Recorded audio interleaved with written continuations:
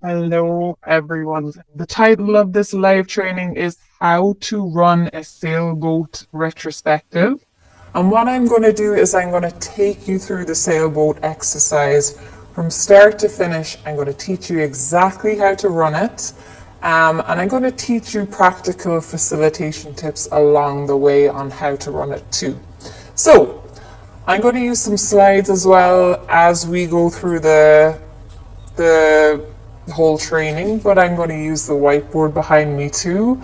It's going to be a bit janky because this is my second live training. So just bear with me, have patience. It's going to be fun regardless. But yeah, let me show you what we're going to cover. Yeah, I gave you the introduction already. My facilitation journey, I'm going to cover that really briefly. We're going to be interacting with a brief, a hypothetical client brief. We're going to interact with that. I'm going to show you how to do the sailboat activity. And then we're going to have a live open Q&A session at the very, very end. So let's begin. Oh yes, I have one ask from you, and that is that I would love your engagement. And that just means get some questions into the chat. Actually, there's a Q&A box, isn't there, Jakob? There's a Q&A box in the Zoom. So you'll be able to put any questions that come up throughout the session into that, and then we'll get to those questions at the very end. But also just throughout the whole session, just chat to Jakob and chat to my colleagues here about what's going on. I can't see anyone. Oh, we're doing that now. I can't really see anyone, which makes it a bit weird. I'm literally just talking to a camera lens. But yeah, I'll feel your energy when I hear that Jakob is saying that you're interacting. So please participate. It's going to be really, really nice. People ask, is there going to be a recording? We'll see. We'll see how this goes. As you saw at the very beginning, there was a few technical issues. So it depends on how, yeah, more than a few. It depends on how this whole session goes. We'll send it out at the very end if we think it's okay. So yeah, let's just jump right into this. Who am I? I'm Rebecca Courtney. I am a facilitation coach here at AJ & Smart. I've been working with AJ & Smart for the last year and a bit. But prior to that, I used to be a primary school teacher. And yeah, it was a big career change. It was probably the best career change that I could have made.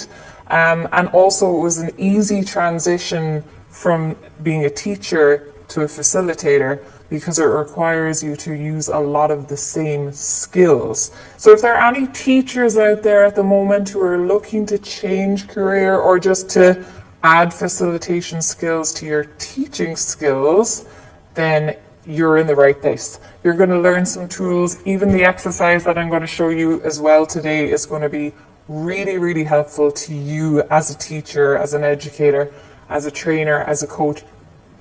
It's going to be useful for anybody who works with groups in general. Okay, so the brief.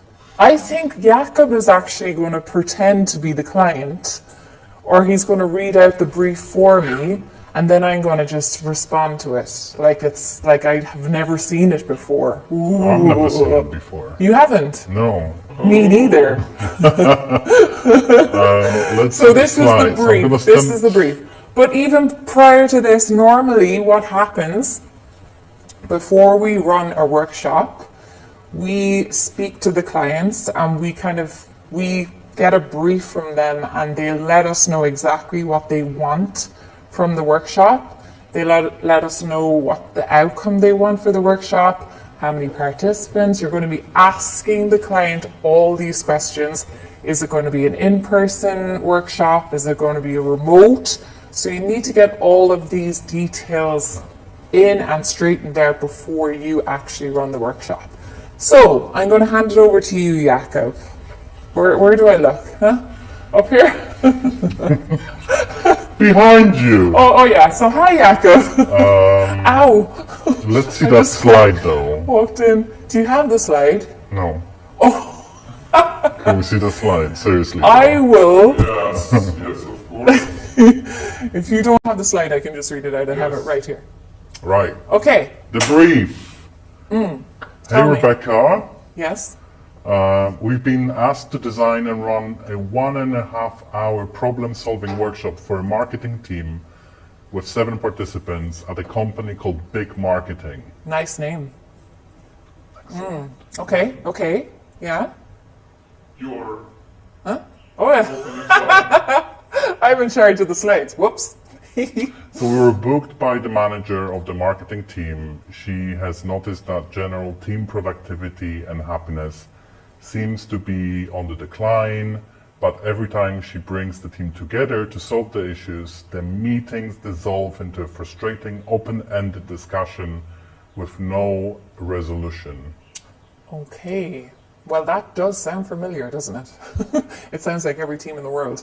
A lot of teams actually have this problem where, yeah, team productivity and happiness and general happiness, and especially after COVID, where people and teams were working remotely, this has had a huge effect on team productivity and happiness. So we are actually very used to having this challenge here in AJ and Smart. So if I were to get that brief, I would be thinking, okay, it's a 1.5 hour, I have 1.5 hours to do this. It's a problem-solving workshop that the client is requiring. And also what they're trying to do is they're trying to improve team productivity and happiness overall. So I feel like the perfect workshop for this would be a retrospective. And a retrospective is just basically a session, I have a little slide and all, it's a session that takes place outside of the day-to-day routine to reflect on past events and behaviours. So it's an opportunity to learn and improve a product, a process, a project, or an initiative. It just is used in so many different situations. And in its simplest form, you answer 3 of the following questions when you're running a retrospective. So you're thinking about things like what worked well with the process, or for this case, in this brief, what has worked well in the team before? What didn't work well? And what are we going to try to do differently? So it's all about focusing on looking back on what has happened in the company or in the team, and then trying to figure out ways to improve it for the future. So I feel like a retrospective would be the perfect workshop to run for this brief.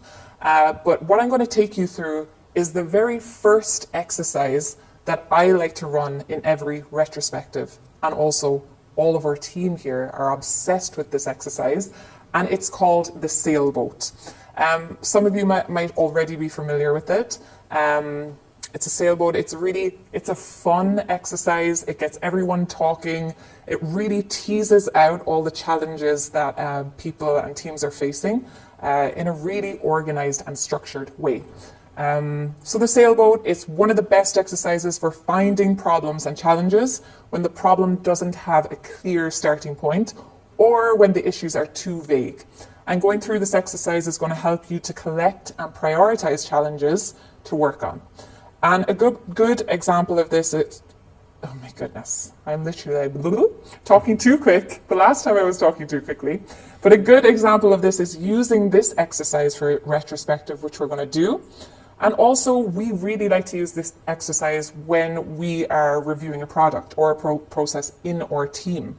Or you could use it to improve internal communications in your team, or even something as simple as improving your office space. It's so versatile. It's so versatile. I actually used this exercise recently enough when I was trying to figure out where to go on holidays with my friends. So when I say it's versatile, it's absolutely versatile. You can use it in so many different situations. Another really great thing about this exercise is that it's a nice metaphor, and you're going to see why now, what I mean in a second, because I'm going to be drawing it. It's a nice metaphor to use as a team to figure out what's moving us forward, which is the wind in our sails, and also what's holding us back, and there's going to be an anchor as well, which I'm going to draw in a second, when it comes to the challenge presented at the beginning of the workshop. So, how long does it take to run this exercise? It takes about 30 minutes, depending on how many participants you have in your team. For this brief, we have 7 participants, which we say here in AJ and Smart is the perfect number of participants to have in a workshop. Any more than that, there's just too many ideas generated. It gets a bit messy. So 7 is the perfect number. So yeah, it takes about 30 minutes in total to run this. The materials that you need for this exercise, you need, if you're running it in person, which I'm going to show you how to run in person today, you can also run it remotely if you're using tools like Miro. Yeah, it's easy to run on remotely as well. I'm just trying to think, we have templates as well for the sailboat in Miro, I think, in the Miroverse. Anyway, so today we're going to be using the whiteboard. You can also use a flip chart. You need 2 square blocks of sticky notes, 2 different colors. So make sure that you're doing that. We're using yellow and blue today. And each participant needs 2 blocks of sticky notes. Each participant needs 1 Sharpie, and they also need 8 voting dots each. So that's all the materials that you need. Also, as the facilitator, it's really good to have a rectangular block of sticky notes as well, a different color to the square ones. So they're just for you as the facilitator. Okay, so I'm going to get drawing, and we'll see how this goes. Trips over everything. And I'm also trying to use the clicker thing while drawing, while thinking. Well, yeah, it's chaos, but we'll see how we go.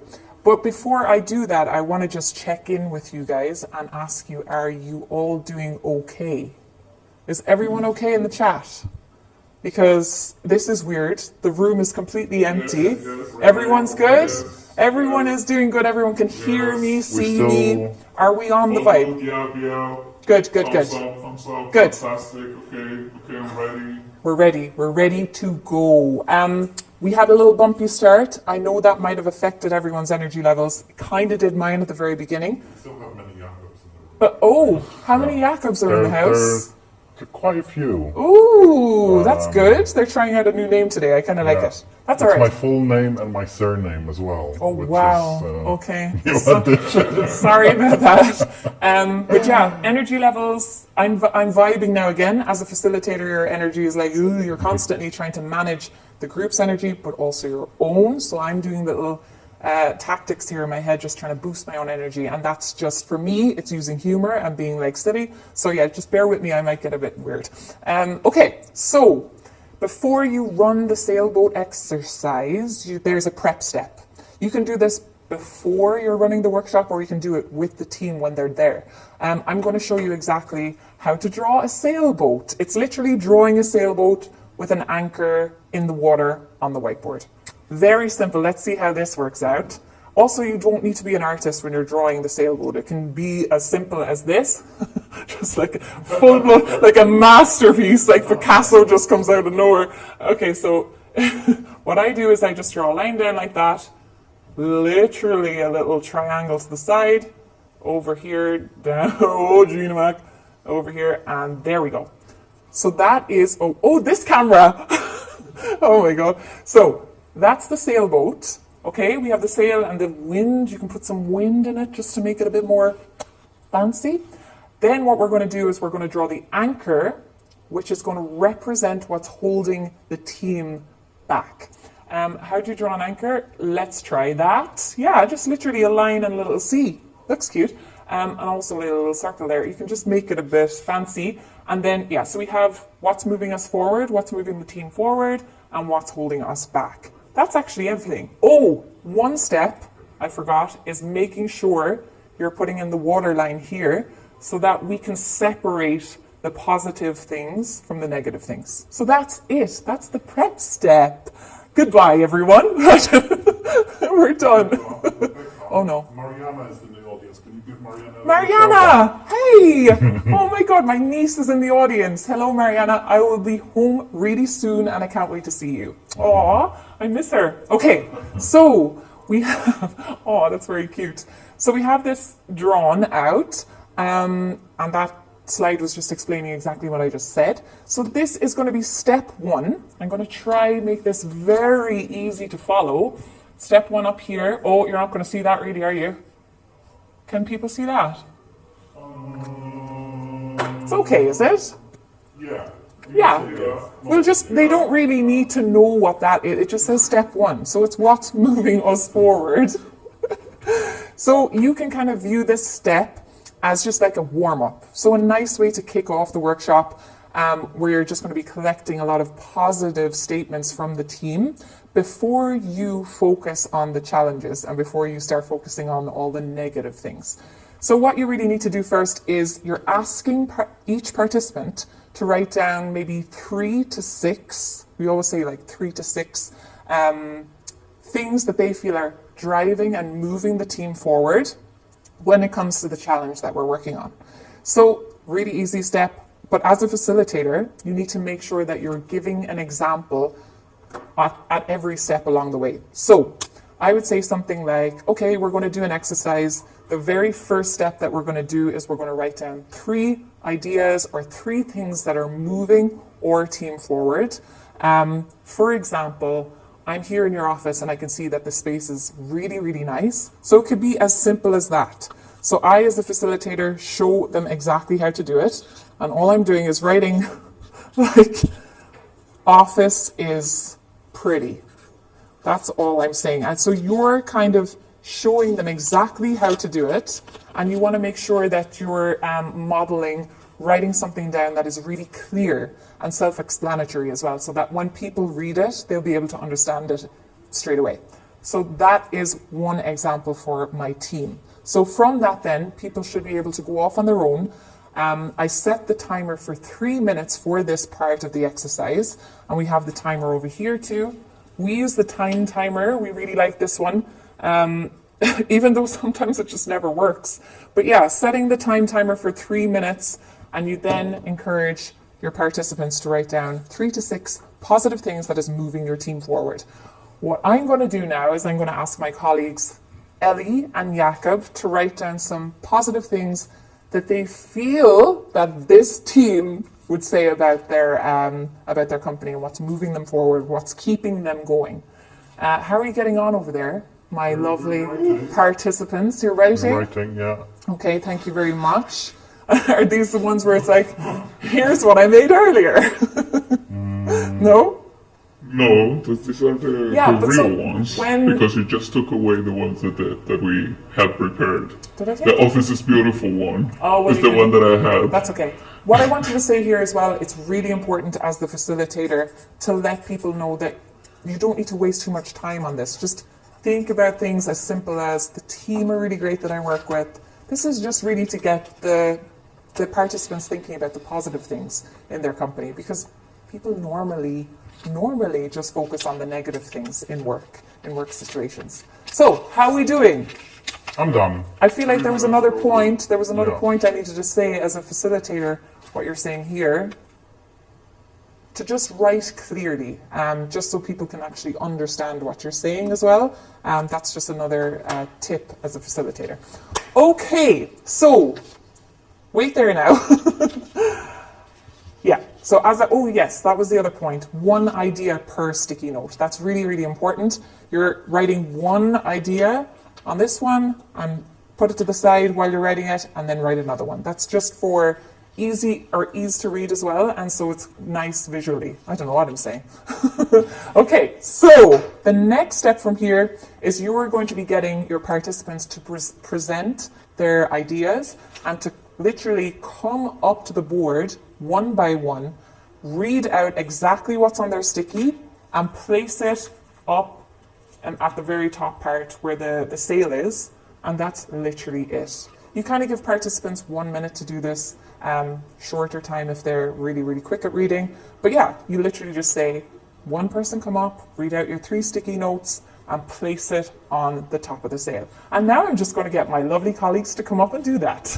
Ellie, come up first. Oh, separately. Okay. Yeah, separate. That's another point. You can do it separately, just so that people aren't hanging around the board when they're doing it. So we cook together. Nice. Oh, I love that actually. These are our team's ones. Office is beautiful. Great. I mean, This is it was okay. already the This is example, perfect but because I need a duplicate. talented teammates. We can overcome problems. Oh, I shouldn't say anything. Revenue was humongous. Great. I like it. Office is very central. And what? And everyone is very funny. Great. Thank you so much, Ellie. Thank you. Jakob, how are we doing? You coming up? Coming! Right. Okay, yeah, there's about 100 things to avoid. We Now, have unlimited book budget. brilliant. Yeah, you can place it anywhere there. We have great snacks. We have fantastic and cool clients.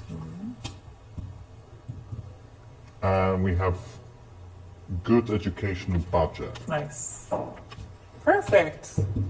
Thank you so much. Okay, so yeah, that is the next part of the exercise. It's really, really nice for the participants to, just to see exactly all the positive things laid out like this. And it really starts the workshop off on a very positive note.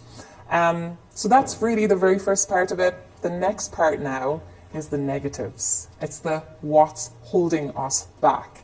I'm going to write step 2 down here in black so people can see.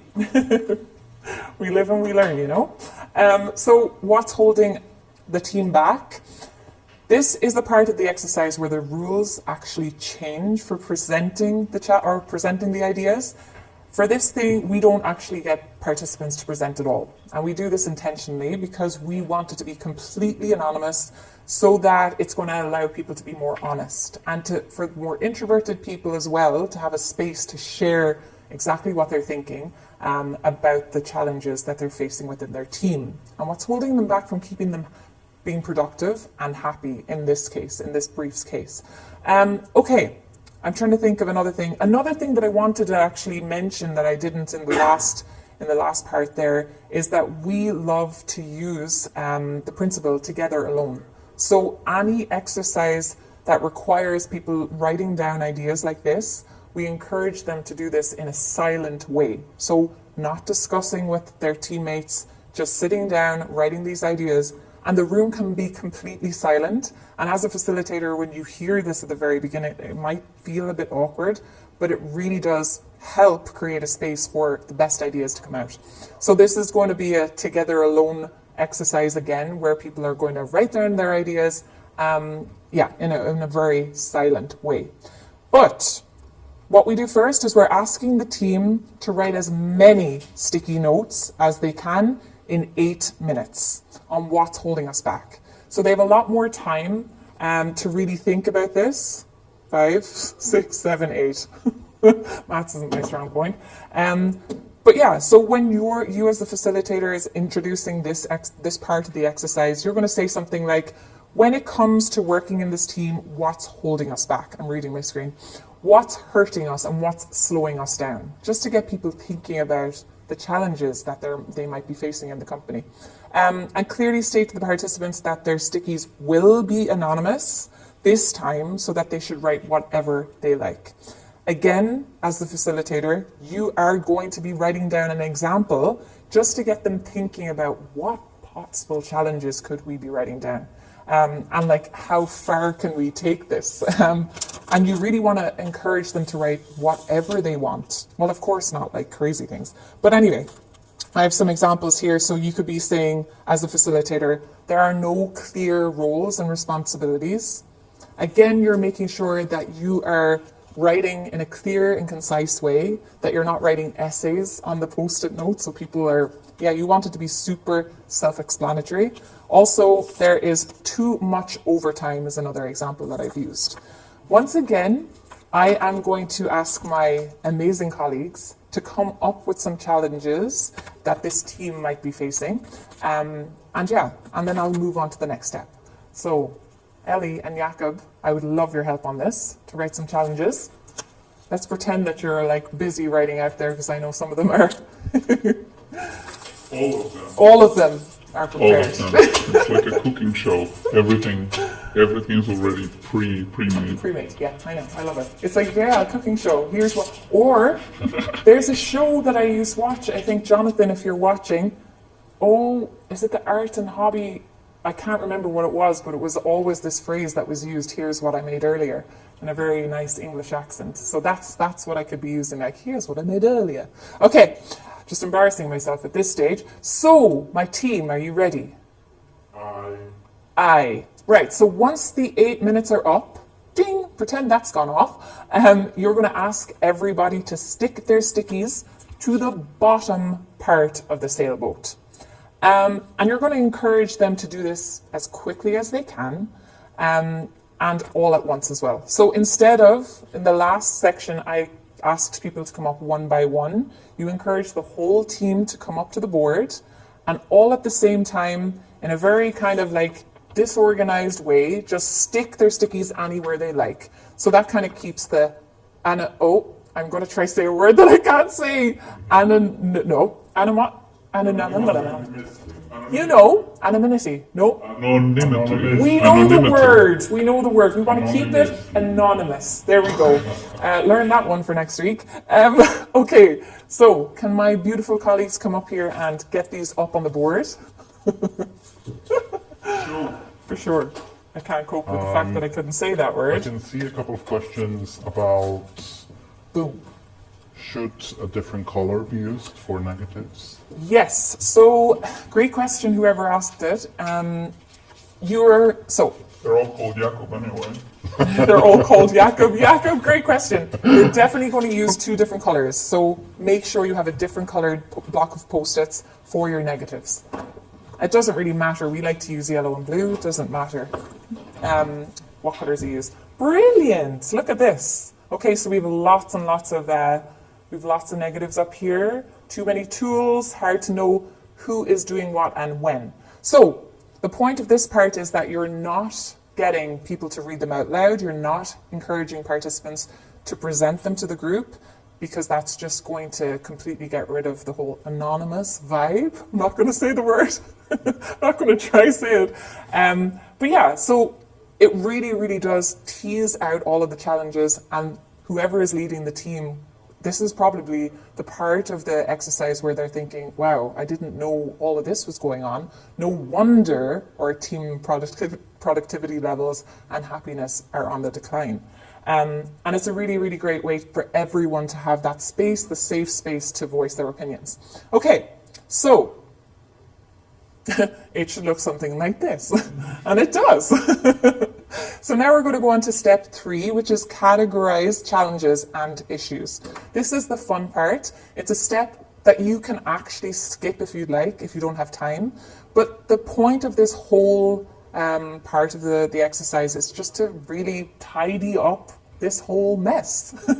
You're just going to be creating different categories for the challenges so that the participants can really have a visual overview of what's going on. It's a step we always like to add, but if we're very, very tight on time, we tend to skip it. So, Can you read out loud some of them? yeah, of course I can. Or read them all? Yeah, I was going to read them but I'll read them now. Okay, perfect. So we have internet is too slow. What I might do is I'm going to read them through in the next section, because I'm going to be putting them into categories which requires us to read them all. Okay, so yeah, I've said all the stuff that I need to say there. Yeah, you can skip it if you want, but it is a nice step, and especially if you're visual like me and if you want everything organized, this is a really nice step to do as the facilitator. So what you need for this, as the facilitator, you need a block of rectangular sticky notes, a different color, as I said, to the other participants' sticky notes, and a Sharpie. That's literally it. So we're going to be skimming through the challenges. Oh, I missed a step. I need to put all of these over there. Yeah, I need to. So the step before categorizing everything is that you're going to be taking all of the challenges from the bottom of the sailboat and placing them on a blank surface. So I'm going to try put them over here. just so that they're completely separate from the positives. The positives aren't going to be forgotten about in a way. They're not just going to be like, oh, whatever. They were just kind of there to get the team in a positive frame of mind. And it's also going to be really nice for them to look back on these at the end of the workshop. So let me try do this quickly. I don't know how long this is going to take, but we're just going to place them all over here. Is this okay to do? Like, well, I think it is. We're okay. Sure. Yeah. And can people see this board, or do I need to push it if I'm working on it? People can see the whole board. They can see the now. whole board. Yeah. Okay. It depends, like, how far do you want to push it? I'm going to be pushing it. How do I want to push it? I want to push it just slightly so I can just stand here. Will I try it? Oh my god, no, that's not working. Yes, please. I'd love a bit of help. What are we doing? Just pushing this board over to the side here so that I can kind of stand where I was, because I for some reason I can't. Careful your Oh yeah, my foot. Well, if it was rolling over my foot. Ellie, tell us when to stop. Oh, Is this okay if I like stand here? a little bit farther. Okay, let's go. This is live, and yeah, you know, we have all these little things. That's amazing. Great. All right. Thank you so much. You're very good. All right. Back to going through these. So what a facilitator does at this part is you read through all of the challenges. So we've come up with no clear roles and responsibilities, bad communication between teams, too much overtime, our brand sucks, hard to know when to take vacation, no clear vision or direction, too many projects at the same time. Remember, these are all like fictional problems. They're not our problems here at AJ and Smart. Slack channels are too chaotic. Website is messy and unclear. Siloed departments. Too many tools. Office is too loud to get work done. Nobody is responsible for the office space, and hard to know who's doing what and when. I think I've gotten them all done. So you as the facilitator, you're trying to encourage your participants to think of different themes during this phase. There's a lot of things here that would go under specific themes. So for this categorization section, you as the facilitator are going to ask your participants, okay, have a look at these challenges. There seems to be some commonalities here. There's one here that we're saying the office is too loud to get work done. There's another one about the office somewhere. I can't really see it right now, but maybe we could have a category called office. So I'm going to do that. So you're just kind of having a discussion, an open discussion with the team during this part of the exercise, just figuring out different categories and themes. Right, so I'm going to put office up here.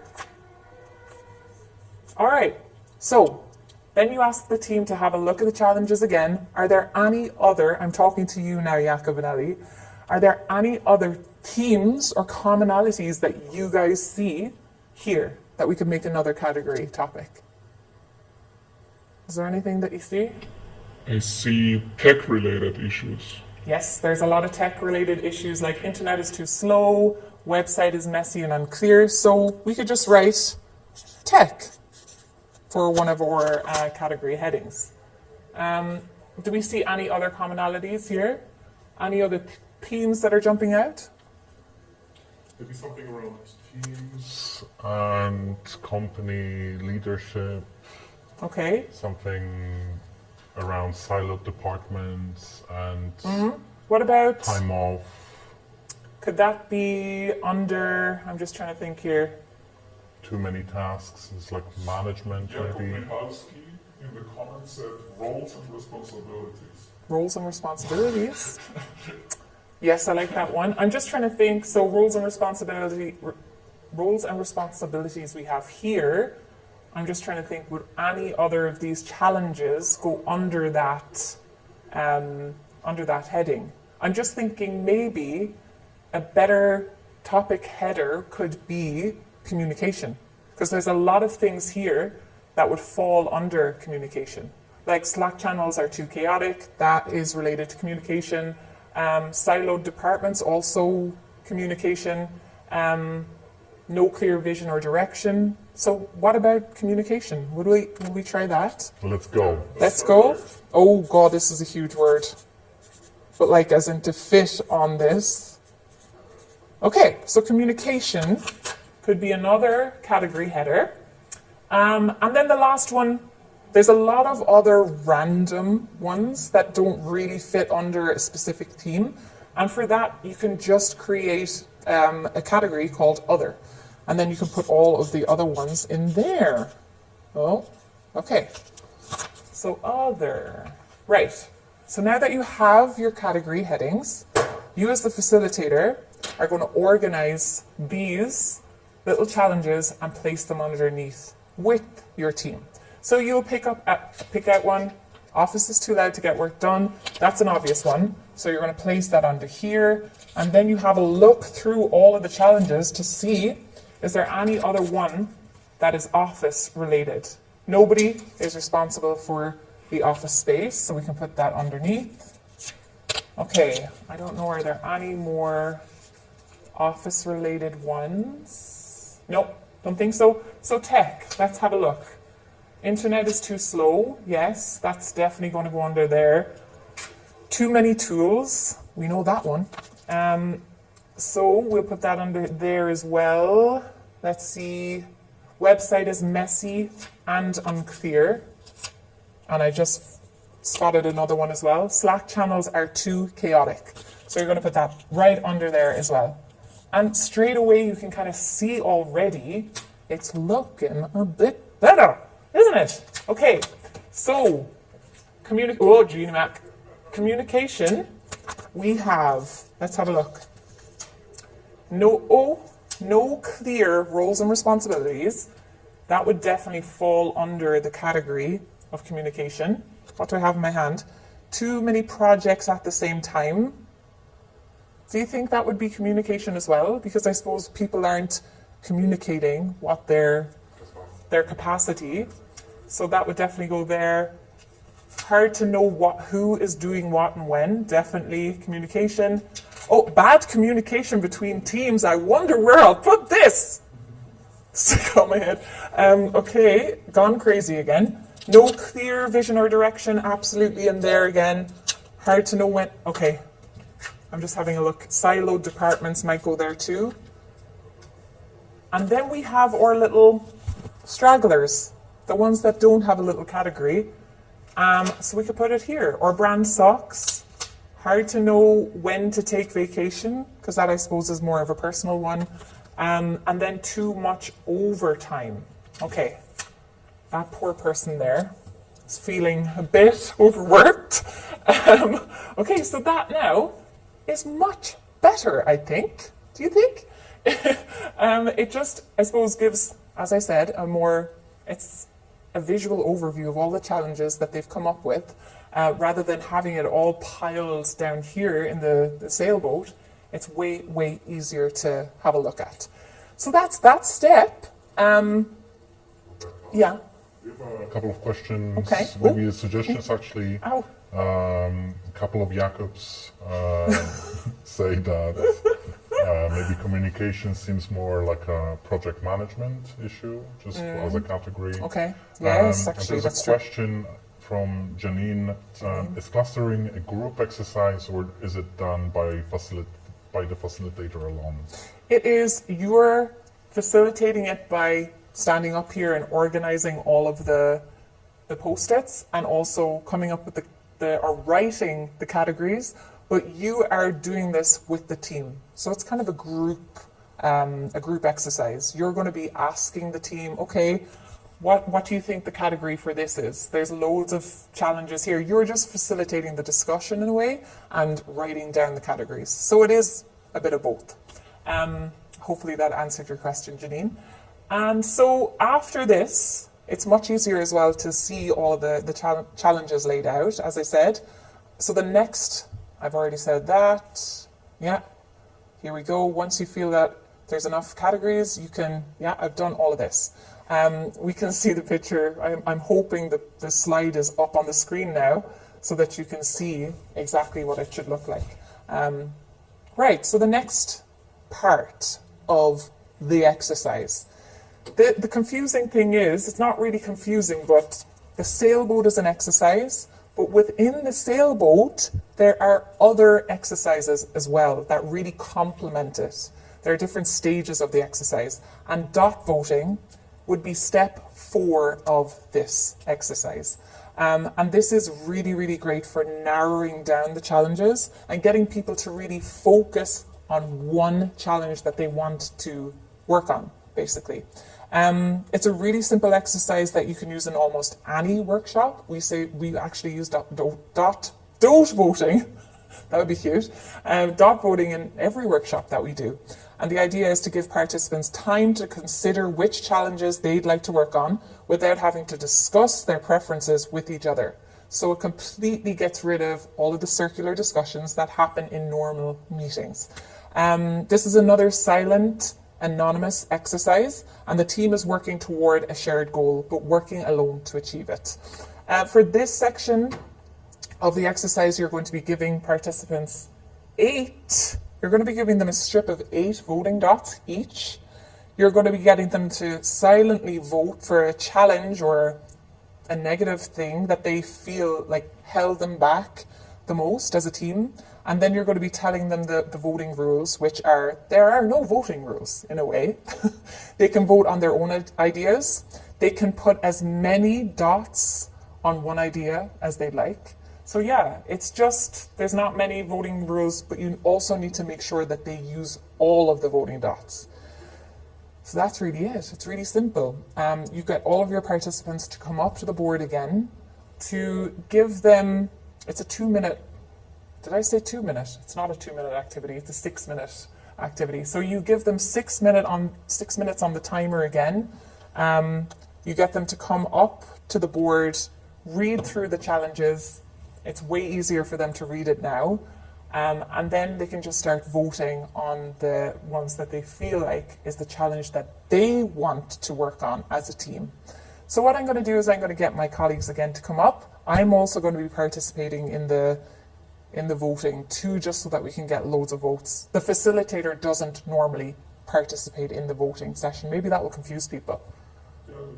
Yeah, I'll leave it. I'm not going to vote in this part, but Jakob and Ellie are going to come up and they're going to start voting on the challenge they feel is the most important to them and the one that they want to work on. Okay, come on up. And we'll pretend that 6 minutes are passing. Okay, here we go. So wonder who's going to win. Who's going to win? I don't know. I don't know.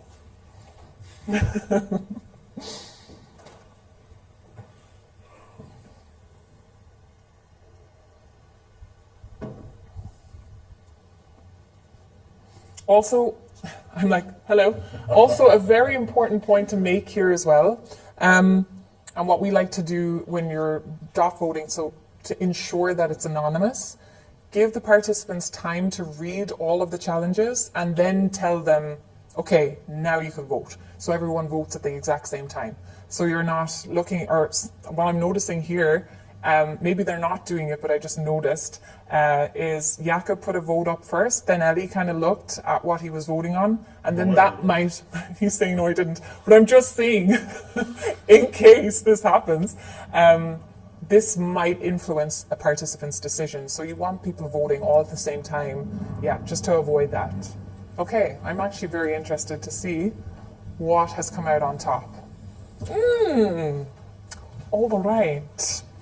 Okay, so once everyone has voted, everyone can go back down to their seats, and you then, as the facilitator, you're going to be re-visualizing, which is step 5, all of the stickies. You're going to be figuring out which idea has the most votes, basically. So you're going to be having a look, counting all the voting dots on each one.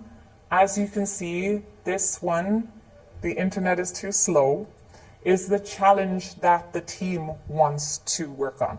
And that's then going to improve their overall productivity and their overall happiness in the company. So what you do as the facilitator, really easy, you take the sticky with the most votes on it, you find a clear space on the board, and you place it on the top here. Then what you need to do is you need to find the ones with, let's say, this has 4 dots, you can put the ones that have 3 dots underneath. We normally ignore, if Jonathan is watching, he's my Irish accent, I say words in a different way. So you normally ignore the ones that have 1 to 2 votes, it depends. So we have too much overtime has come in underneath that. I'm just trying to see, yeah, too many projects. You can put the ones with 2 votes as well under here. And then these ones, the ones that have the lower amount of votes, you could actually run another workshop to solve these challenges in the future with this team. But for now, because we have 1.5 hours to run a problem-solving workshop, we only have the time to focus on one of these challenges with the team. So this is it. The internet is too slow. That's what we're going to focus on. I'm going to circle it. And as you can see, it's such an effective way to narrow down and to draw out all of the challenges that a team has had, because normally what would happen, this would have been a discussion around a table in a meeting, and people would have been jumping and saying, oh no, we actually have to work on this. Oh no, actually I think we should work on this. And people are just not getting anywhere with their arguments. So this is a really, really simple, clean, effective way to narrow down and to draw out the challenge that the whole team can have a shared understanding to solve. So that's really it. The next part of the exercise, it normally follows on with the how might we creation exercise. We're not going to go through that today, but it's basically, in sum, is turning this problem and reframing it into a challenge statement or a challenge question. But yeah, we're not really going to go too much into it, but you could rephrase this by saying, instead of it being internet is too slow, you could say, how might we, what would we say?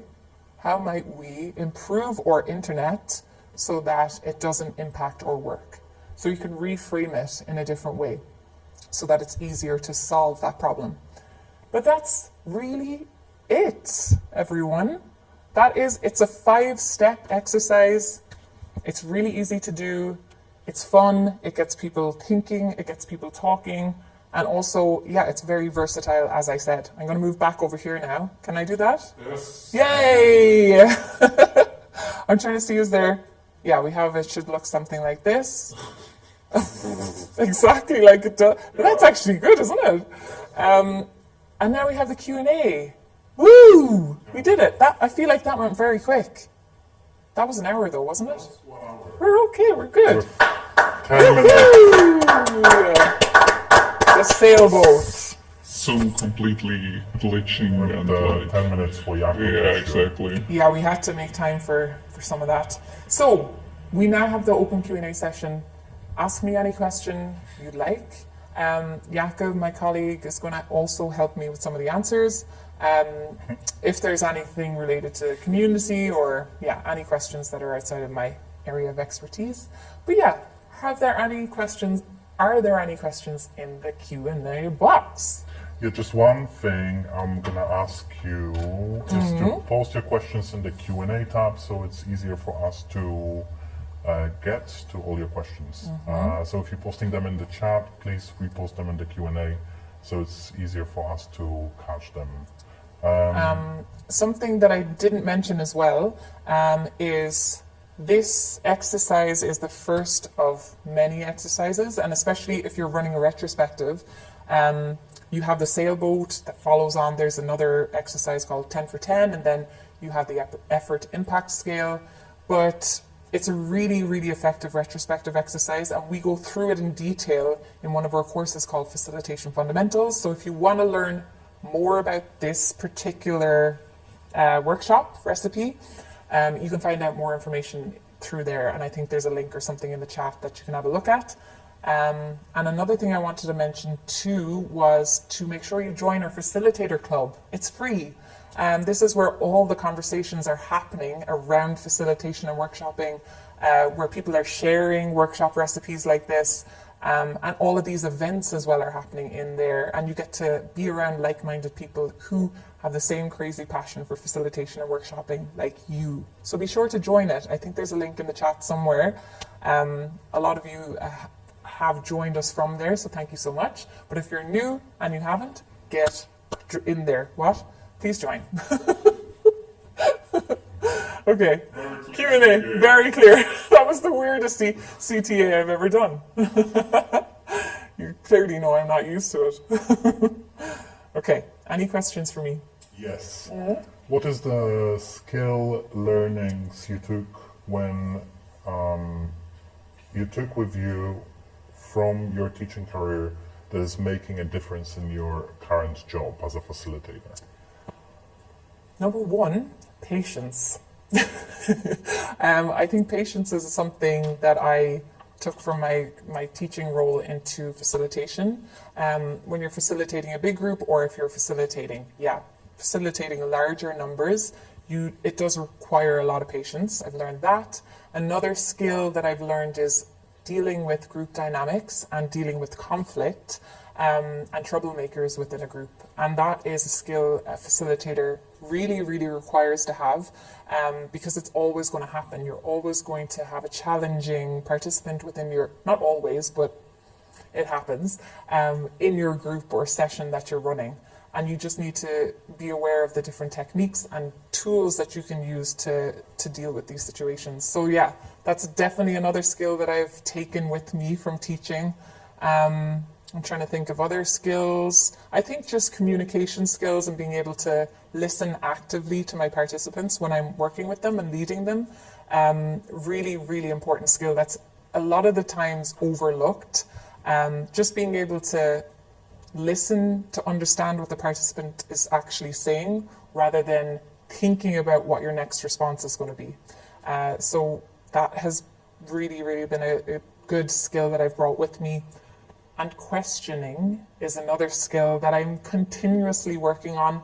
When I was a teacher, I was always working on it, but also as a facilitator. You need to get good at and practice asking good questions so that you can draw out what the participants actually are, what they're trying to say and what they're trying to achieve. Asking good clarifying questions, probing questions, all of these different types of questions are really important to know as a facilitator. Yeah, they would be the core skills that I've taken with me.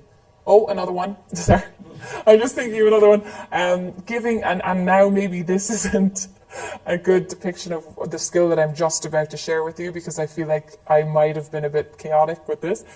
Maybe not. But giving clear instructions is a really important skill to have as a facilitator.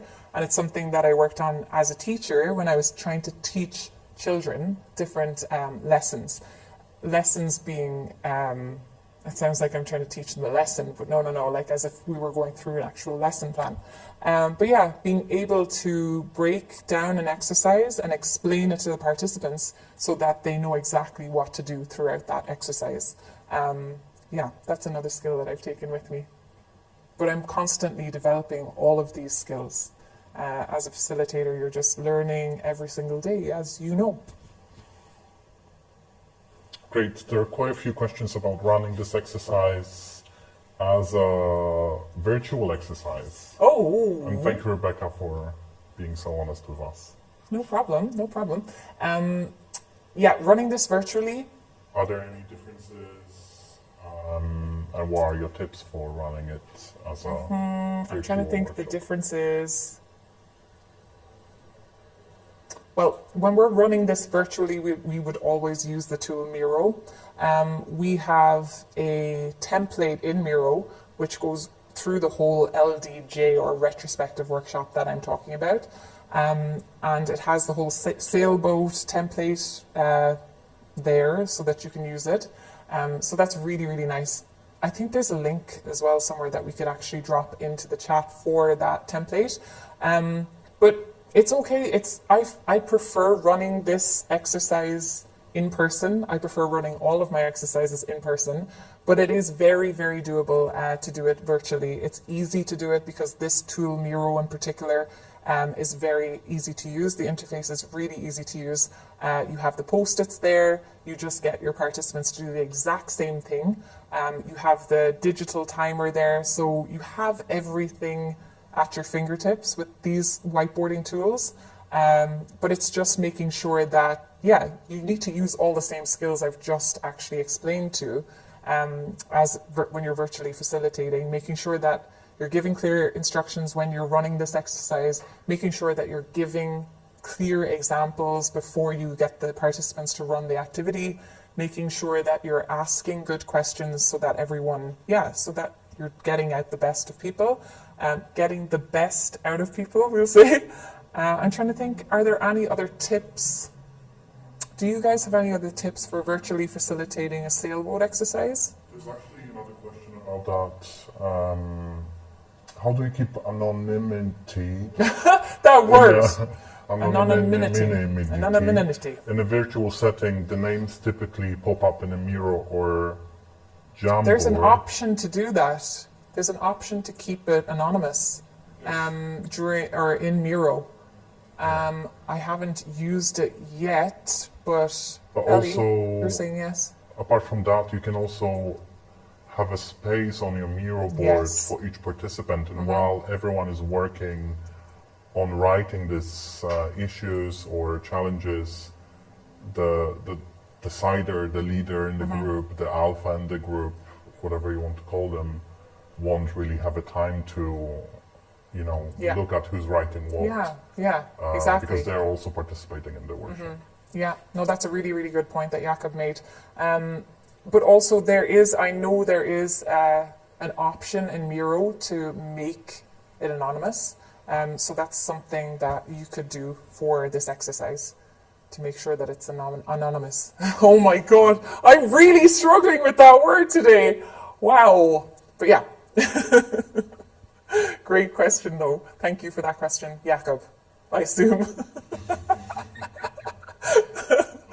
Oh no. Your number one tip you would give when dealing with difficult group?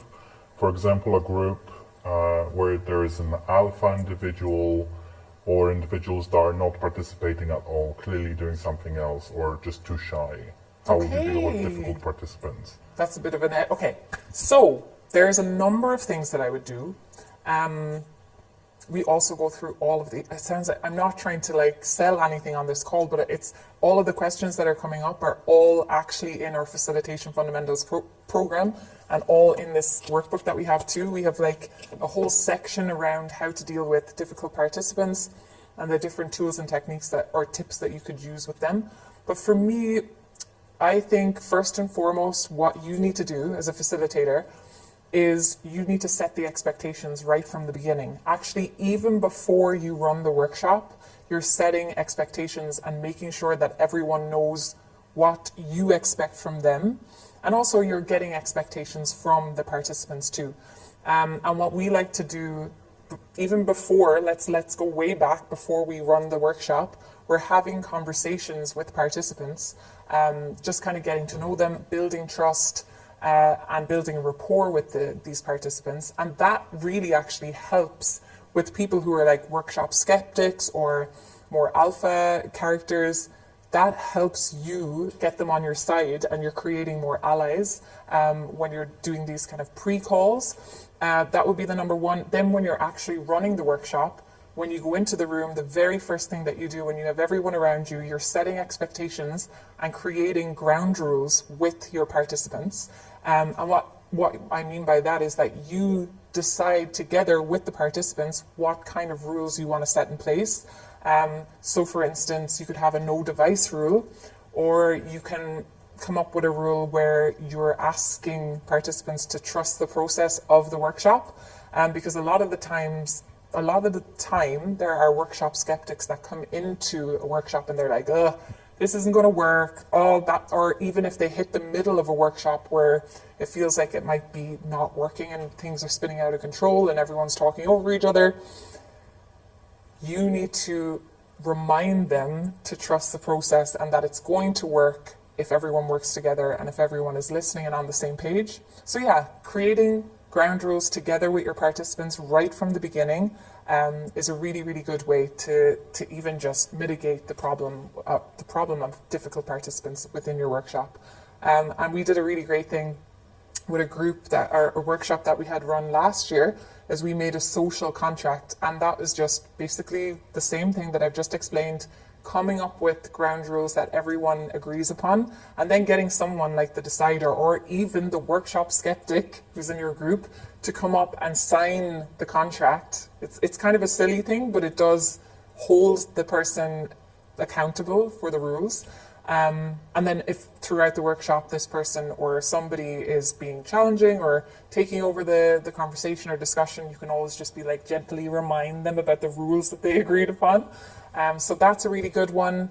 I'm trying to think of another really great tip or tool that you can use to deal with participants in a workshop who tend to try take over or dominate the discussion. We like to use the parking lot method. Really, really simple.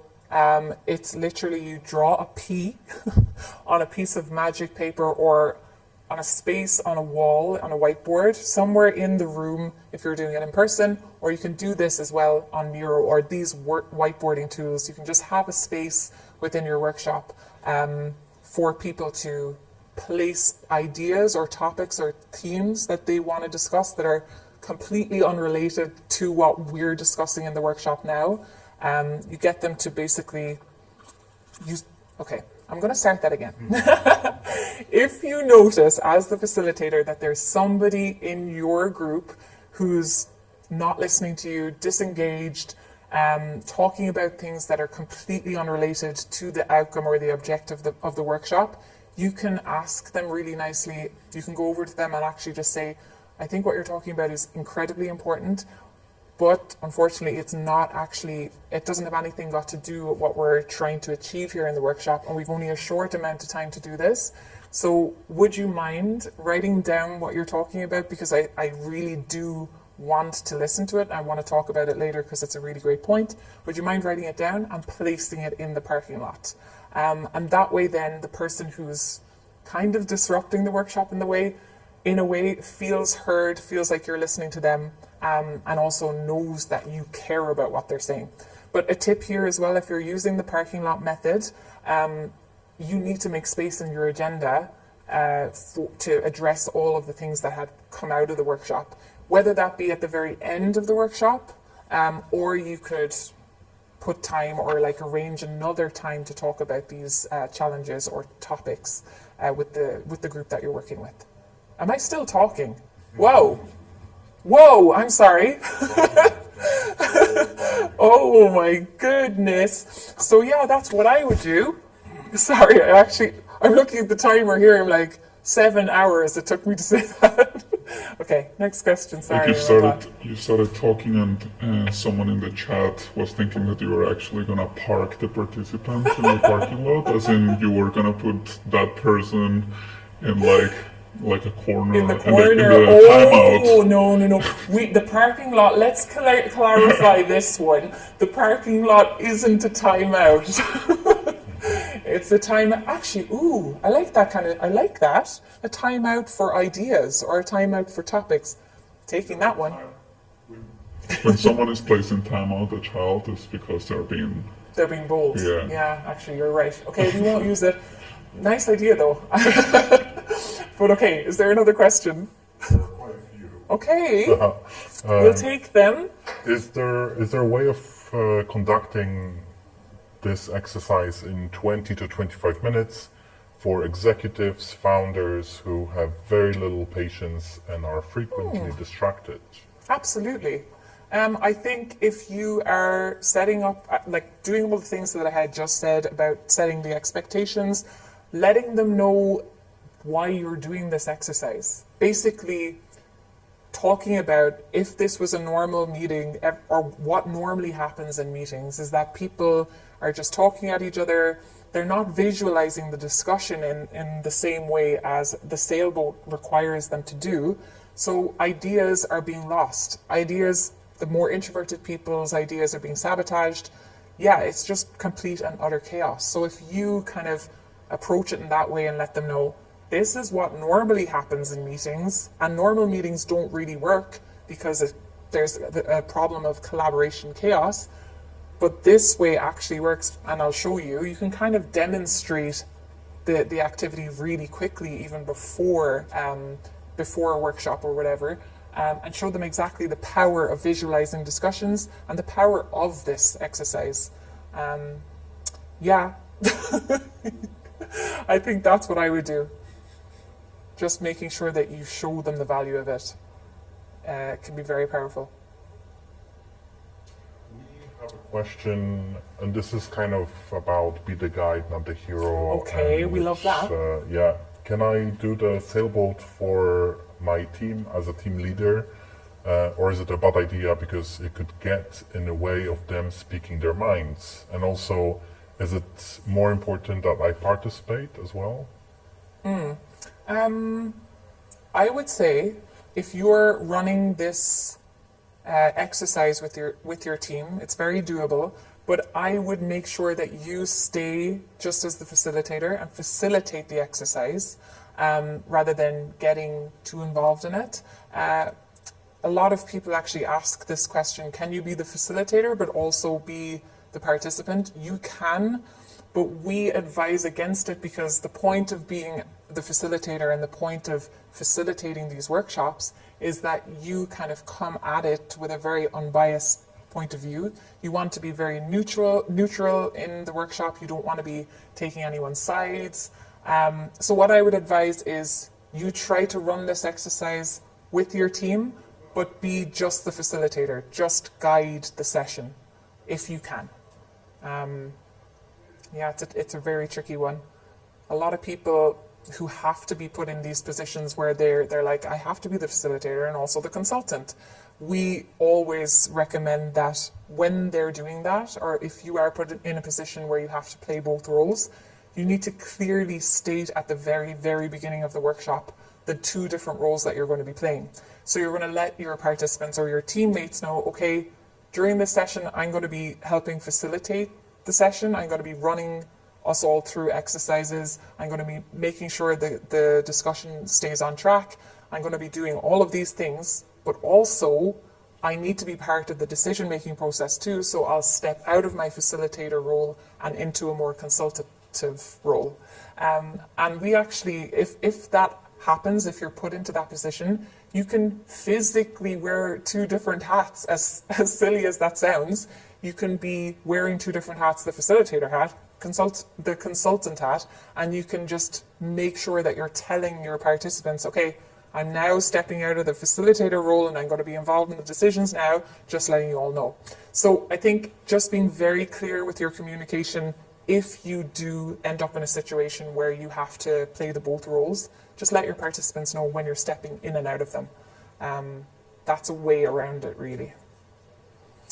I wish the people were here so I wasn't just looking deadly blankly into a camera. I'm like, I want everyone to just be in this whole room. We're in the, I know, Black Mirror. We're in the office in Berlin. It's beautiful outside at the moment. The sun is like shining through the window. I just wish we were all here, just talking and having the chats. But look, you are all here. You are all here, but yeah, in person. We need to do this in person sometime. Okay, next question. Now, question about numbers of participants and amount of sticky notes. Oh. If we are getting 7 participants, Yes. that might produce 40 plus sticky notes. How do you handle that as a facilitator? We always try, as I said, we always try to run workshops with 7 participants. So when they're doing the top part of the exercise, they're going to be producing 3 each. So like 21. That was fast maths for me. 21 yellow stickies, but then yeah, there are normally a lot of stickies in the blue zone. So we always try when we're working with clients to keep that number down small. However, there's a bird trying to fly in. That can't always happen. Like for instance, I am literally going to be running a workshop in 2 weeks' time with 1,600 people where I'm going to be running this. We're going to be splitting it up into, I think, rooms of 200 people. It's something like I think there's going to be 10 tables of 20 people in one of the rooms, which is crazy, and I'm going to be facilitating it on my own. Scary. But in that case, we kind of split up the tables. So we'll have like 20 people at one table. There are just going to be a lot of ideas generated. The sailboat things are going to look wild. And it is just going to take a bit longer. It's going to take more time to read through the challenges as a group, but you just kind of fill in or add on that time and make sure you bring that into your agenda and think about it. I don't really know the answer to that because I haven't run a workshop of this size ever. I think the most people in one of my workshops was like 15 to 20. No, actually, sorry, 60. And it is just that case. You have loads and loads of sticky notes, but you just add in more time to cater for that. I'm just trying to think what I would do. I would probably as well put a number on it. I'm just trying to think like for the top part, I would make sure if there's like 20 participants, I'd say be sure to write just 2 to 3 ideas. For the challenges, you don't want to put a number on it. You don't want to restrict them because you want to get all the ideas out. Jakob, you had an idea. Actually, it's not mine. It's Brenda's and Erika's. Brenda. And they say And Erika. maybe select a volunteer from the team, volunteers to help you categorize. Yeah, that's actually a very good idea. That's actually select one of the troublemakers in the group to. Yes, employ them. another tip is if you are like building on Erika and Brenda, is it? Yes. Erika and Brenda's point, thank you so much. And also what Jakob has just mentioned there too is if you can select somebody at the table to help you with the categorization section of the exercise, and that's also going to give the person, if they're skeptic or troublemaker, a responsibility and a task, and that usually also helps to get them on your side and have them as an ally rather than an enemy. I'm trying to think as well. I'm like thinking about like the preparation for the upcoming workshop. We have in the tables of 20, we are training up. It's going to be crazy, and I'm actually very excited to share the experience with everyone after I run this workshop. But we are training up one person from each table, which is going to be crazy, to run these exercises as well. So we'll have facilitators or co-facilitators at each table to make sure that the exercise is running smoothly.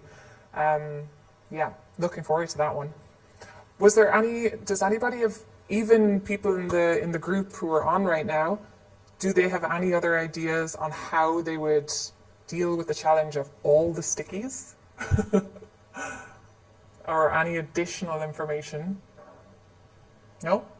I think like one of the most important things is to think about the time. Yeah, the time. Exactly. That's the main thing. Like depending on the amount of participants that you're working with, you have to think that you have to include more buffer time for each exercise, and especially for this type of exercise. Yeah, buffer time is really, really important if you have larger groups. Normally our retrospectives take about 90 minutes to run, 90 N-O. But yeah, if you have a larger group, you're trying to maybe do it like in an hour and a half, or maybe 2 hours if you can, if your client will give you that much time. Okay, hopefully that answered. That was a wishy-washy answer, I'm sorry. But the power of the Facilitator Club is that we can ask that question in the Facilitator Club, and we can get some really, really great answers, because I can guarantee the pool of answers that you'll get from there will be much better than what I just gave you when I'm like half tired and like out of it right now. My brain is working and it's like slowed down a tiny bit now. Okay, I'm ready though. I'm managing my own energy. I'm ready for the next question. Okay. Ready? I'm ready. Oh, I'm ready. I'm ready. I don't know what.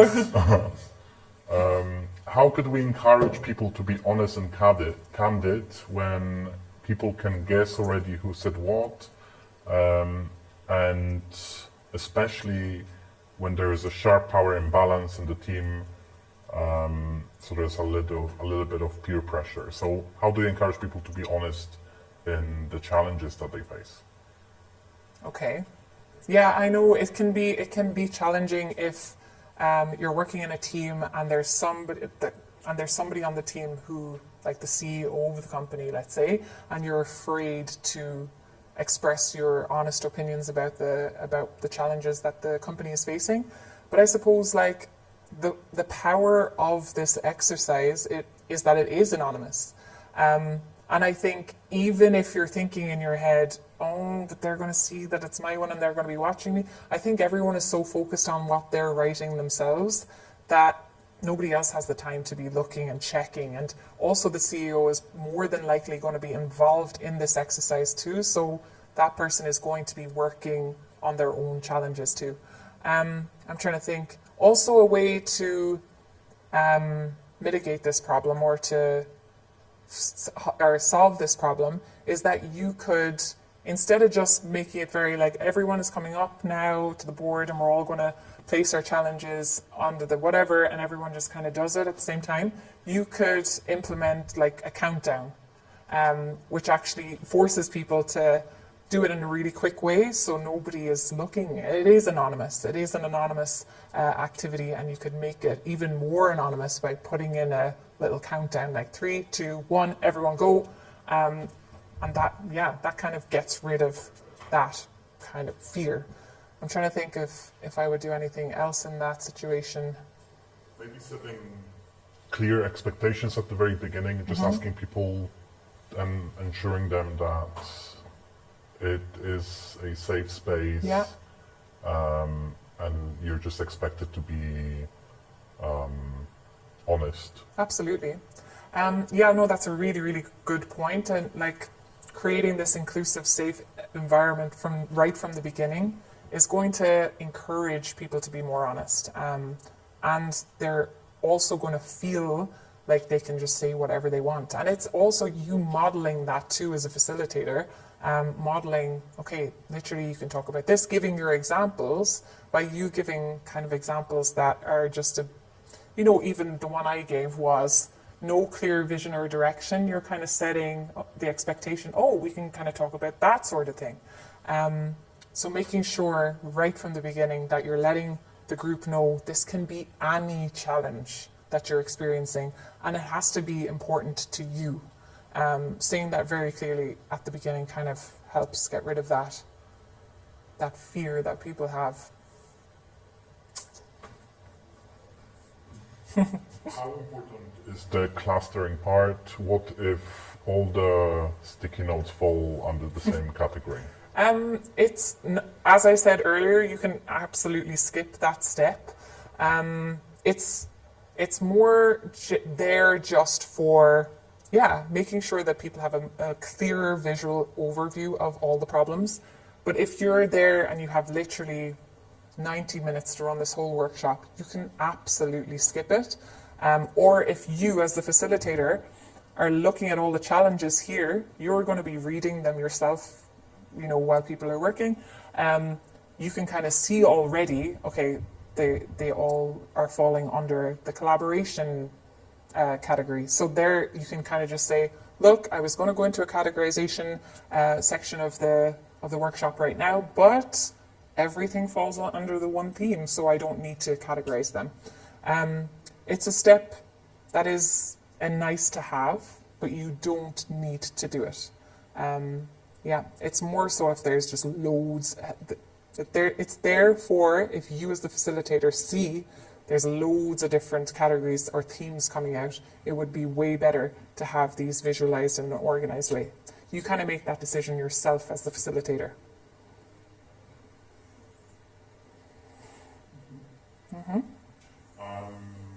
A couple of questions on dot voting.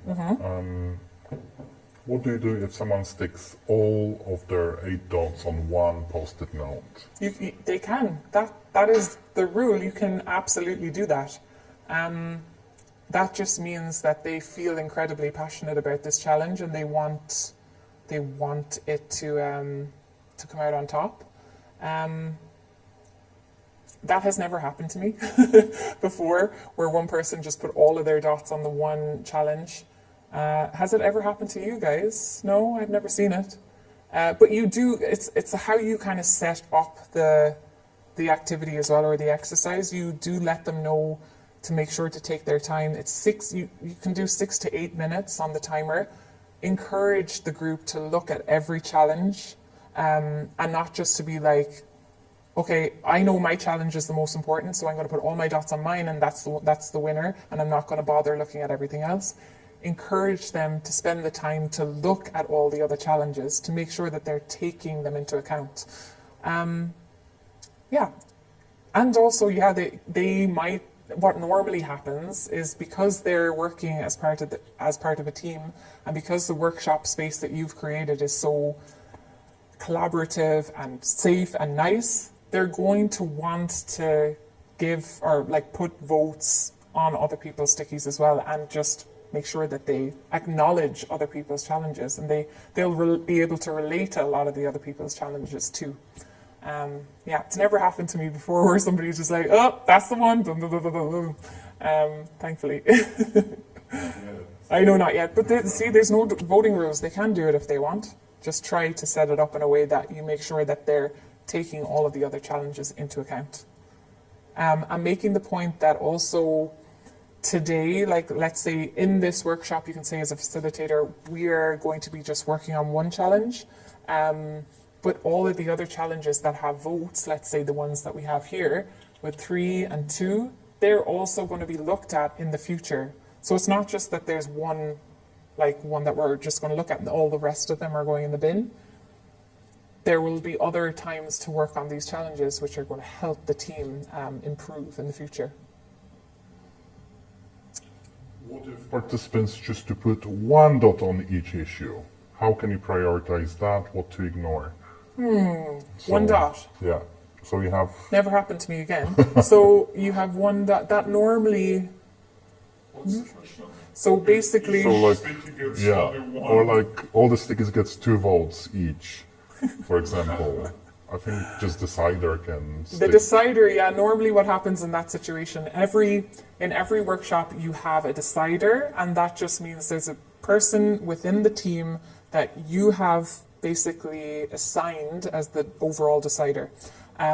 So if it is a case that all of these stickies just have 1 vote on them or 2 votes on them and you can't figure out what's the priority, you can ask the deciders as the facilitator, you can just ask them, okay, you're the decider, you can give the decider 1 green dot. We don't have the green dots right here. They're just a bigger dot, bigger than the red one. You can encourage the decider to use that green dot and pick one of the challenges that person feels like they should work on today. Yeah, that's what I would do to mitigate that problem. It's never happened, but that's what I would do. Going back to how you explain the exercise to the group. Yeah. At the beginning, you were giving some examples of like what to put on the sticky notes. Do these examples do they need to be related to the clients that you're working with, or the group, or you're just giving generic? Yeah. They're more so the examples that you use are very generic. So the first example that I used, I was kind of pretending that I was facilitating the team in their own office space. So I said something like, you could say as the facilitator, oh, I noticed that you actually have a really, really nice office space. So that's what I'm going to write down. This is something that you could write down as a positive thing that's in your company. It really doesn't have to have anything got to do with your client or the challenge or the problem. You try to keep that separate. And especially the challenges then, you don't want to put any ideas in people's heads. So you're trying to really keep that neutrality as a facilitator. So you'll come up with a challenge that has nothing got to do with the team and their challenge. But just giving them an idea of like what direction to go or how to write it, how short it should be, and how concise it should be.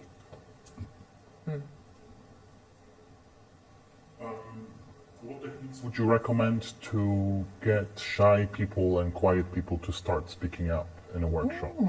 So the first technique, and I think it's the power of workshopping, is being able to visualize the discussions. That automatically gives more introverted, more shy members of the group the space to get their opinions out. And yeah, I think that's number one. That's visualizing discussions, making sure that they're getting their ideas straight up on the board, and that their ideas, normally what happens in these workshops are the more shy members, the more introverted members, or like what happens in normal meetings, is that the more shy, introverted people's ideas are normally kept within them. They have no space to get them out, and normally there's somebody who in the group who's more articulate, who's louder. The shyer person could speak up and say, I have, and then the other person would dominate them, and their idea is completely sabotaged. So visualizing the discussion is number one, the perfect way and the perfect tip to include introverted and shyer members. I think the other thing you need to do, we mentioned it before, as the facilitator, you are creating that safe space in the workshop.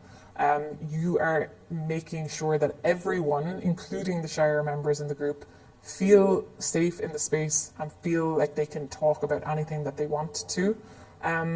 You're going to try avoid doing like icebreakers that are really, really intense or that require the shyer members to talk a lot or do anything that's outside of their comfort zone. You're just making sure as the facilitator that you're catering to everyone's needs within the workshop. So before the workshop, you're going to be talking, as I said, to the participants individually. You try to talk to each participant if you're working with a small group. There you can kind of get an idea of the type of person, the type of personality they have. You can actually ask those questions. Do you like sharing in a group, or what do you not like doing in a group? You'll get an idea there and then during those calls or during those conversations, the type of personalities you have and need to cater to within your workshop. So yeah, creating that safe space, making sure that you are coming up with activities and icebreakers or those sort of things that are not too intense and they don't require too much of the participants. And what was the first thing I said? I'm trying to summarize. Creating the safe space. I'm visualizing the discussion. That's number one. Making sure they have the space to get everything out. And making sure as well, when you're creating that safe space, that you let the participants know that there's going to be a lot of exercises, as you saw with this one, throughout the workshop, where you're going to remain anonymous. Letting them know that first and foremost at the very beginning kind of takes a lot of pressure off the more introverted people.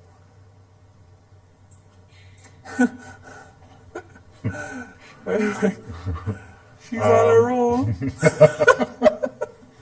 I'm joking. Okay, I have 1, 2, 3, 4.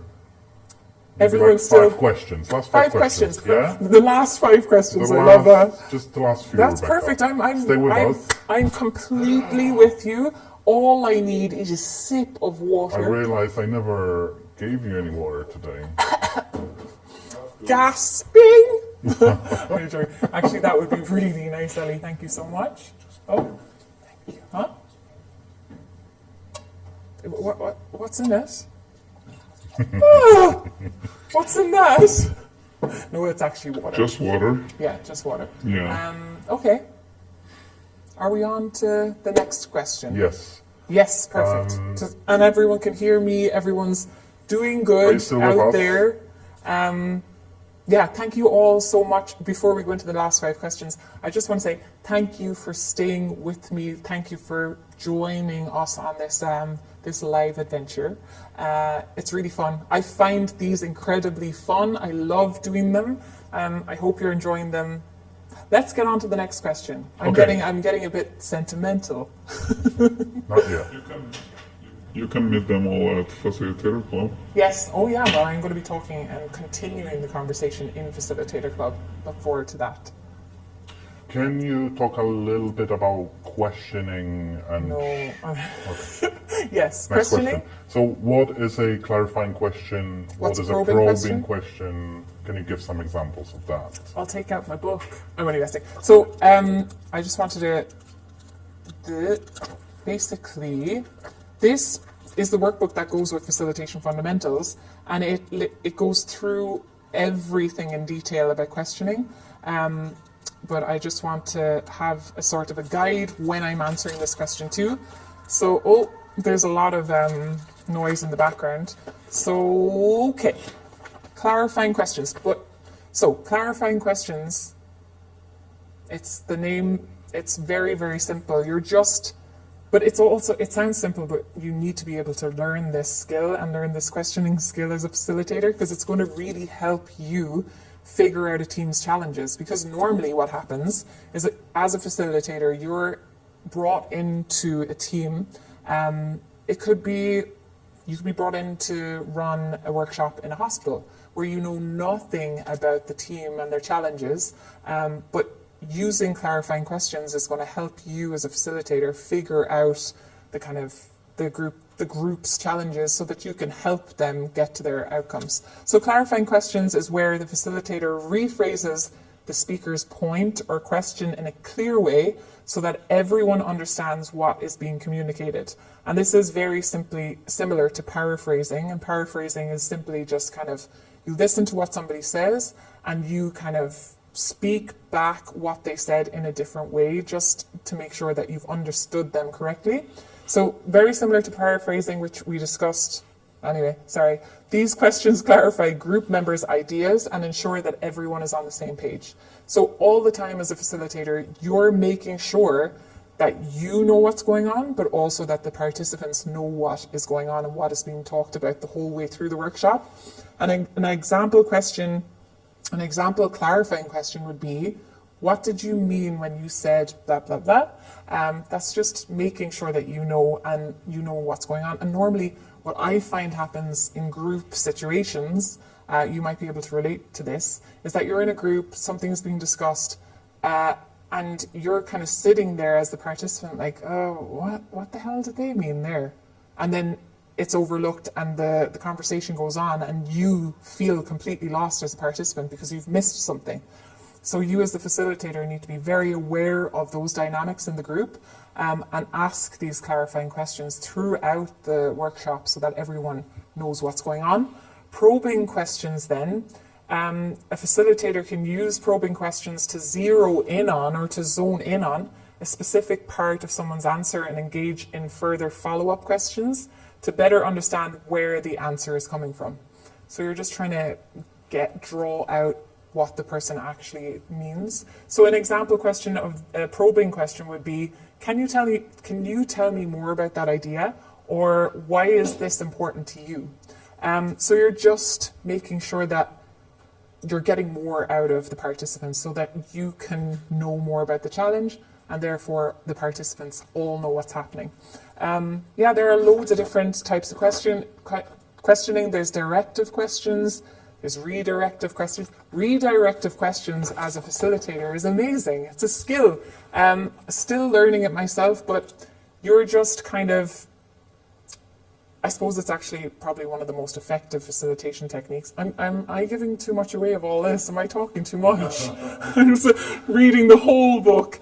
No, but I really do like redirective questions because it's saying here that it's the most effective facilitation technique, but can be challenging, and it takes a lot of practice. So a person asks the facilitator a question, and instead of answering the question, the facilitator throws the question back to A, the person who has asked the question, or B, the whole group.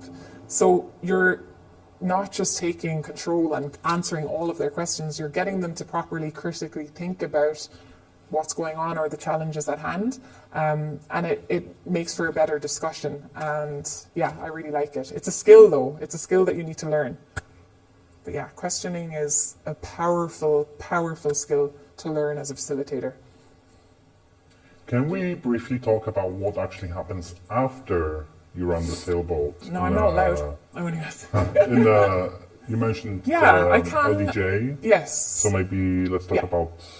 Okay, so normally what happens after the sailboat, and as I said, can I go over here now? Yeah. So normally what happens, let's say you're after coming up with the how might we, you've created a how might we for the team. The how might we is going to be how might we improve the internet so that we can all work more productively. What you're going to be doing then after that is running an exercise called 10 for 10. Yes, 10 for 10. And what you're going to be asking your participants is giving them 10 minutes, literally, it's in the name, 10 minutes to come up with 10 solutions to solving this problem. This problem is kind of a tricky one to, like, I'm just trying to think if there's 7 participants, 70 ways to solve that problem of the internet. The challenge is normally a bit more complex to solve. So you're just going to encourage the participants to come up with multiple solutions to that one challenge. What? Oh, I'm looking. She's gone, lads. I was looking over here. Okay, we can't get a giddy bang now because that would be terrible. But yeah, that's what would come next. You're just coming up with loads of different solutions to the problem. Then you're going to be zoning in on again one of those solutions. So you're going to be doing some voting again. And I don't want to give too much away. The LDJ is a very special one to us, but we will share it exactly, or in the chat, on what the other exercises would be. It's very hard to explain it right now while not teaching it. Yeah, you can say that there is. But I it suppose, is like if you use the 4Cs framework, which is also there, you will also see that after this you will have another type of exercise Yes. that is about to creating yes, solutions. solutions. Then it's another about committing, and then there is another one about choosing which solution. So Exactly. So basically, yeah, the whole idea of the LDJ or a retrospective like this and this type of workshop is you are trying to figure out the best solutions to the challenge that you've drawn out of the team. And then you're trying to narrow down and zone in on one of those solutions so that at the very end of the workshop, they can go, okay, this was the challenge, this is the solution, here are the next steps, and this is what we need to do going forward.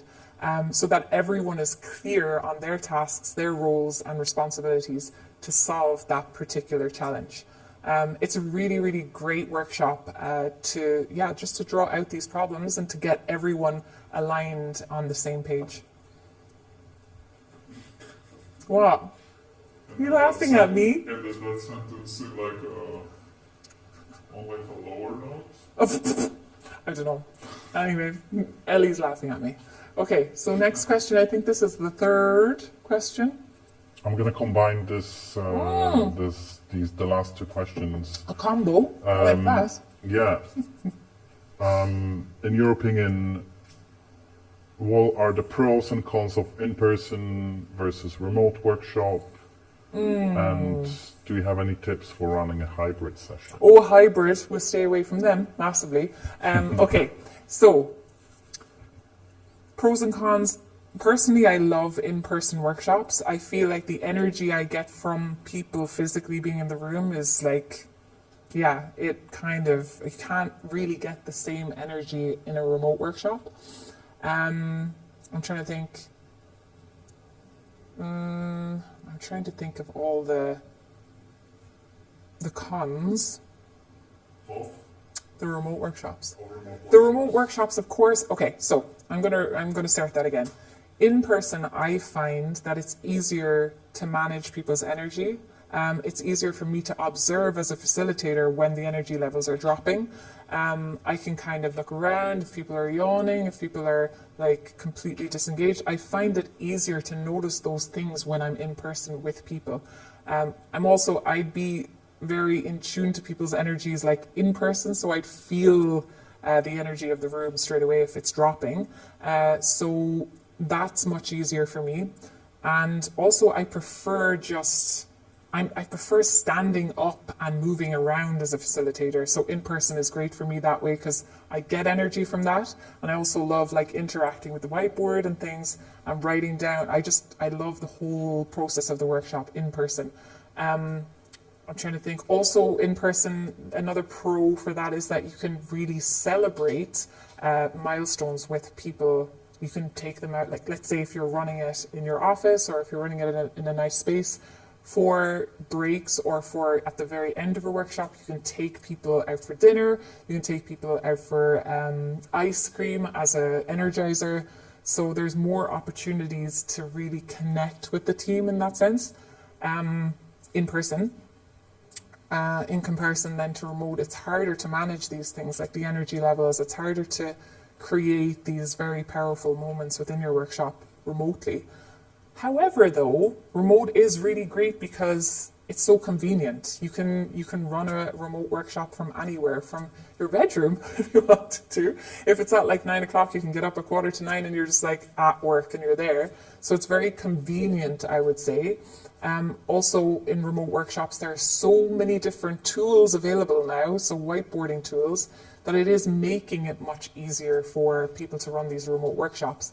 Another cool thing about remote workshops that I really like, that you can't really do in in-person workshops, is that you have all of the post-its on file. I know you can take pictures of the post-its in an in-person workshop and keep track of them that way, but it is easier using these tools like Miro and Mural to keep all of the post-its and the ideas and the solutions in one place and document them. I'm trying to think. Hybrid, was that part of the other question? Yeah. I think we avoid hybrid workshops as much as we can.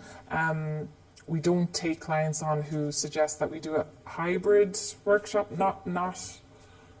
I'm not saying that we never do it. We, of course, have to do it sometimes, but we try to avoid it as much as we can, just because it can be very hard to keep the people who are working remotely or tuning in remotely. It's very hard to keep them engaged and make them feel included in the whole workshop. Ways to kind of make sure that you're keeping people feeling involved in these workshops is physically like what we do. When our colleague Ryan, who works in South Africa, when he joins our hybrid meetings, is that we physically hold the laptop and pass him around. It's so weird. We have to literally physically hold the laptop up to make sure that we remember that he's there sometimes, because sometimes it can literally be all of us in the office, and then Ryan will be like, "Hi guys," or "Whoa, you're still here? Oh, whoops." So you need to be very cognizant and very aware of the people who are tuning in remotely, and making sure that you're coming up with different ways to keep them engaged. Another thing is, I think a lot of people, and I've seen this done before, is using or placing a mic. If you're running a workshop in a conference room or a meeting room, you have the main mic in the middle so that the people tuning in remotely can hear exactly what's going on. I'm trying to think of what, there was another way. Yeah, Yes, exactly. So yes. you all work online, but even though you're in person together. Yeah, that's another one. So using Miro, the tool again, all of us have our laptops, even the people who are working in person, we all tune into the same Miro board. So we're all working from the same whiteboard essentially. So that really actually is a great point. It really helps us all stay on the same page and we know what's going on. And also we have everything documented. We can keep that Miro board, look back on it months from now and do a retrospective on the workshop that we had run. Yeah, I'm trying to think, are there any other cons or pros that I've missed? Maybe just for the in-person workshops is that it's generally a little bit more inclusive. You can invite people who work in or live in remote locations, so you can't get into the office. Yes. If they're in a wheelchair, for example. Things Exactly. Like this, so. Yeah. That's a great point as well. Yeah. There's also, when you're running in-person workshops, you put everyone, all the participants are in a different mindset because they change location and they're in a Yes. very like specific place just dedicated for the workshop, instead of like when they're remote, they're sitting on like the same place where they work Yeah. the rest of the day. So it changes the mindset. It really does. That's a really good point. And also another thing that we like to do with remote workshops, because it is hard to keep participants engaged throughout the whole thing, the whole session. Firstly, we try to keep our sessions like under 3 hours long. We don't want anybody just falling asleep. This goes for in-person and remote workshops. We have the same rule. But you're trying to, what we like to say at the very beginning is we encourage people to put their cameras on. And this could be, we communicate this to them prior to the workshop. It's not like they land into the remote workshop and we're like, put on your camera, because most of the time people have their pajamas on. Like me, sometimes I'd have the pajamas bottoms on and then the blouse on top. We've all done it, I know we have. But yeah, you let them know in the emails coming up to the workshop, okay, we want to make sure that we get the best out of this workshop. We want to achieve the outcomes of it. And what we feel is really important is that we all participate and keep our cameras on so that they know what is expected of them. That actually is really great. When everyone's faces are, when everyone's cameras are on, that really impacts the energy levels and the participation levels throughout the remote workshop. Yeah. Yeah. Is that it? There's one more Oh, thing. I kind of want to stay here for the night now. I'm in the flow of it now. A lot of the questions were kind of related to everything we teach in the Facilitation Fundamentals course. Yes. And you, as the course creator, could you talk to us a little bit more about the course? About the course. Okay, so yeah, so myself and Jonathan, who actually is my brother, if you didn't notice the last names, I'm not his wife, which a lot of people think. I'm his sister. Little picture of Jonathan. You're showing a little picture. Oh, no, sorry, that's not it. Okay. I think, This one is a little picture of Jonathan is on screen right now. love it. You Okay, can so see yeah. Jonathan a little Basically, I'm him with longer hair. Although his hair is getting longer now, so we're going to look the same in probably a month. But yeah, so myself and Jonathan created the course along with our team, and it's called Facilitation Fundamentals. And a lot of inspiration for creating the course is Jonathan had been thinking about the course and coming up with all of the content for the course over the last number of years. But I think even me coming into the space with a teaching background, we realized how important it is to talk about the fundamentals of facilitation. Because when I came in, I was like, wait, what is it though? No, but literally I need a definition of what facilitation is. What is a facilitator? I needed all the basics, and we realized just how important that is for people. So Facilitation Fundamentals, it goes through the basics of facilitation. The first module is all about the theory around facilitation, what it is, why we need it, why it's so important. Also talking about group dynamics, the dynamics of group decision making, why collaboration is broken, all of these great things that you need to know as a facilitator to set you up in a good way. Then the second, am I meant to be going through all this, or is this what people wanted to hear? Yeah?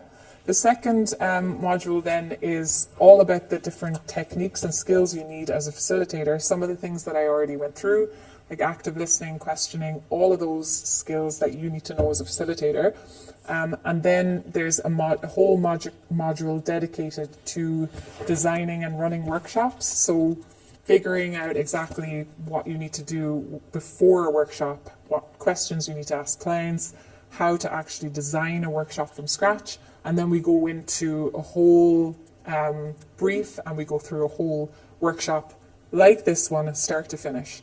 But yeah, it's really great for if you're just starting out as a facilitator. You're going to get all the basics, all the fundamental knowledge that you need to start your career as a facilitator or add facilitation skills to your toolkit if you're in a different area of work. But also, even if you are experienced and you have been facilitating for years, it's going to be a really, really great way for you to actually learn all the basics from scratch again, like refresh your memory on that.